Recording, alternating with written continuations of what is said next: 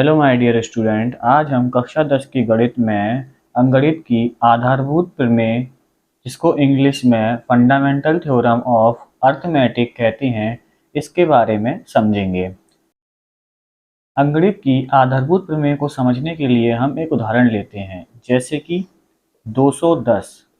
यह एक भाज्य संख्या है। अब हम इसके गुणनखंड करते हैं। तो देखिए, सबसे पहले हम इसको 2 से काटते हैं। तो 2 एकम 2, 2 पंजे 10। फिर इसको हम 3 से काटते हैं। 3 तिया 9, एक इसको दिया, 3 पंजे 15। फिर 5 से काटते हैं, 5 सत्ते 35, और फिर 7 से काटते हैं, 7 एकम 7। तो इस तरीके से हमारे पास 210 के गुणनखंड 2 गुणा 3 गुणा 5 गुणा और 7 प्राप्त होते हैं। अंकगणित की आधारभूत प्रमेय के अनुसार किसी भाज्य संख्या को अभाज्य संख्याओं के गुणनफल के रूप में व्यक्त किया जा सकता है। अतः अंकगणित की आधारभूत प्रमेय के अनुसार प्रत्येक भाज्य संख्या को अभाज्य संख्याओं के एक गुणनफल के रूप में व्यक्त किया जा सकता है तथा यह गुणनखंड अभाज्य गुणनखंडों के आने वाले क्रम के बिना अद्वितीय होता है। आगे उदाहरण 5 की बात करते हैं। संख्याओं 4 की पावर n पर विचार कीजिए, जहां n एक प्राकृतिक संख्या है। जांच कीजिए कि क्या n का कोई ऐसा मान है जिसके लिए 4n अंक शून्य पर समाप्त होता है। तो देखिए, क्वेश्चन करने से पहले हम समझते हैं कि किस प्रकार की संख्याएं शून्य पर समाप्त होती हैं। जैसे कि अगर हमारे पास एक 10 है जो कि क्या हो रहा है, 0 पर समाप्त हो रहा है। अगर हम इसमें 5 से भाग देते हैं, कितना आता है 2। तो हम देख रहे हैं इसके अंदर 5 एक अभाज्य गुणनखंड है, अर्थात जिन संख्याओं के अंदर 5 अभाज्य गुणनखंड होता है वह शून्य पर समाप्त होती हैं। जैसे एक एग्जांपल और देखते हैं, 20। अब देखिए, 20 को हम 5 से काट सकते हैं, कट जाएगा। तो कितना लिख सकते हैं इसको, 4 गुणा 5। तो देखिए, इसमें भी क्या एक अभाज्य गुणनखंड कौन है, 5 है। इसलिए यह भी किस पर समाप्त होता है, 0 पर समाप्त होता है। अतः वह संख्याएं 0 पर समाप्त हो सकती हैं जिसके गुणनखंड में क्या हो, 5 हो। चलिए अब इस क्वेश्चन को देखते हैं। यदि n के किसी मान के लिए 4n शून्य पर समाप्त होगी तो वह 5 से विभाज्य होगी, अर्थात 4n का एक गुणनखंड 5 होगा। लेकिन 4n को हम ऐसे लिख सकते हैं 2 इंटू 2 की पावर n। अब इसको ऐसे लिख सकते हैं 2 की पावर 2n, फिर घात घात में क्या होता है, गुणा हो जाता है, तो इसको लिख सकते हैं हम 2 की पावर 2n। यहाँ हम देखते हैं कि 4n के अभाज्य गुणनखंड में केवल अभाज्य संख्या 2 ही आ सकती है। तो अंकगणित की आधारभूत प्रमेय के अनुसार 4n के गुणनखंड में संख्या 2 के अतिरिक्त कोई अन्य गुणनखंड नहीं है। अतः n का ऐसा कोई मान नहीं है जिसके लिए 4n अंक शून्य पर समाप्त हो सके। शून्य पर सिर्फ वही संख्याएं समाप्त हो सकती हैं जिसके गुणनखंड में क्या हो, 5 हो।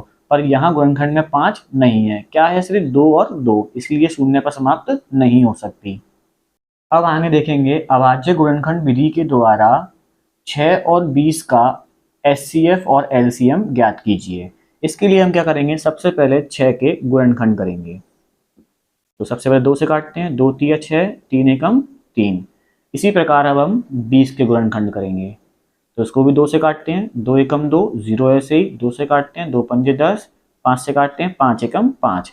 तो देखिए 6 के गुणनखंड क्या हो गया हमारे, 2 गुणा 3, और 20 के गुणनखंड क्या हो गया हमारे, 2 गुणा 5। तो देखिए सबसे पहले हम निकालते हैं एचसीएफ 6 और 20 का। इसमें कॉमन क्या है, 2। तो दोनों के अंदर जो कॉमन होगा वही हमारा क्या कहलाएगा, एचसीएफ कहलाएगा। तो इस स्थिति में एचसीएफ कितना हो गया हमारा, 2।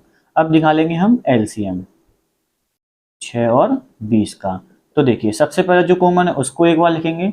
अब जो बच गया, देखिए क्या बच गया, ऊपर 3, इधर क्या बच गया, नीचे 2 और 5। अब इन सबका हम गुणा कर देंगे। गुणा करने के बाद आएगा हमारा 60। तो देखिए जो कॉमन होगा वो हमारा एचसीएफ कहलाएगा। कॉमन को एक बार लिखना है और उसके बाद जो भी बच जाए वो हमारा करने के बाद हमारा क्या निकल आएगा, एलसीएम निकल आएगा। अब देखिए यहां से हम एक नोट पॉइंट समझेंगे।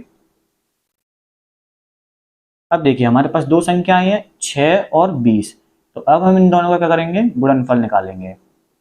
तो अगर हम इन दोनों को गुणा करते हैं तो कितना आएगा, 120। अब हमारे पास क्या है, एचसीएफ और एलसीएम। तो अगर हम एचसीएफ और एलसीएम का गुणा करते हैं तो देखिए हमारे पास क्या आएगा, 2 गुणा 60, तो कितना हो गया हमारे पास, 120। तो देखिए इससे यह निष्कर्ष निकलता है कि दोनों संख्याओं का गुणनफल बराबर एचसीएफ इंटू एलसीएम, क्योंकि इन दोनों के संख्यात्मक मान आपस में कैसे हैं, बराबर हैं। तो इस फॉर्मूले का यूज हम आने वाले क्वेश्चनों में करेंगे, जो कि है क्या, दो संख्याओं का गुणनफल बराबर एचसीएफ इंटू एलसीएम। अगर आप हमारे चैनल पर नए हैं तो चैनल को सब्सक्राइब जरूर करें। आगे देखते हैं अगला क्वेश्चन, जो कि हमारा अभाज्य गुणनखंड विधि के द्वारा 96 और का एचसीएफ और एलसीएम ज्ञात कीजिए। तो देखिए इसके लिए हम क्या करेंगे, सबसे पहले 96 के गुणनखंड करेंगे। तो देखिए 2 से काटने हैं, 2 चौक 8, एक बगल वाले को दिया 2 अट्टे 16, फिर 2 से काटते हैं, 2 दूनी 4, 2 चौक 8, फिर 2 से काटते हैं, 2 एकम 2, 2 दूनी 4, फिर 2 से काटते हैं, 2 छिक्के 12, फिर 2 से काटते हैं, 2 तिया 6, और फिर 3 से 3 एकम 3। इसी प्रकार हम के भी गुणनखंड करेंगे। तो 2 से काटते हैं, 2 दूनी 4, 0 ऐसे ही 2 दूनी 4, फिर 2 से काटते हैं, 2 एकम 2, 0 ऐसे ही 2 एकम 2।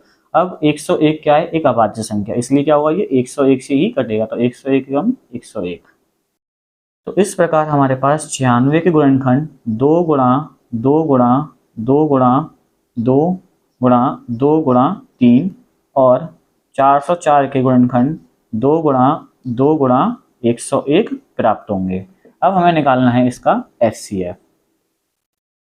तो एचसीएफ कैसे निकालेंगे, 96 और 404 का हमें क्या निकालना है, एचसीएफ। तो देखिए इसमें जो कॉमन होगा हमारा वही क्या कहलाएगा, एचसीएफ कहलाएगा। तो देखिए इसके अंदर एक तो ये 2 कॉमन है और फिर दूसरा ये 2 कॉमन है, बस यही दोनों क्या हो रहे हैं, इसमें कॉमन आ रहे हैं। तो 2 गुणा 2 जो कितना हो गया हमारा 4, तो इन दोनों का एचसीएफ कितना हो गया हमारे पास 4।